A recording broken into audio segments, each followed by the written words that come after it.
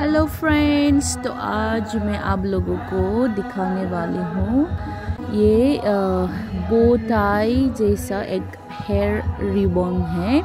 इसे कैसे बनाते हैं जब कुछ परफॉर्मेंस करते हैं तो ऐसे रिबन बच्चों के लिए हेयर में लगाने के लिए बहुत अच्छा होता है। तो यहाँ हमारे एक मीस ये बना रही हैं।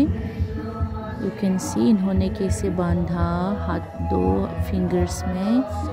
अब इसे ट्रिम करेंगे। इसका जो दो एंड है इसको आप देख सकते हैं इन्होंने कैसे काटा, जैसे कि फिश का टेल हो, ऐसे इन्होंने ट्रिम कर दिया डिज़ाइन। तो फ्रेंड्स, अगर आप लोगों को भी कभी आपके बच्चे कहीं पे परफॉर्मेंस करना हो और उनके लिए हेयर में कुछ एक्सेसरीज लगाना हो तो आप ऐसे ही हेयर रिबन से बना सकते हैं। ऐसे डिज़ाइन बहुत सुंदर लगते हैं। Ribbon making technique, this one.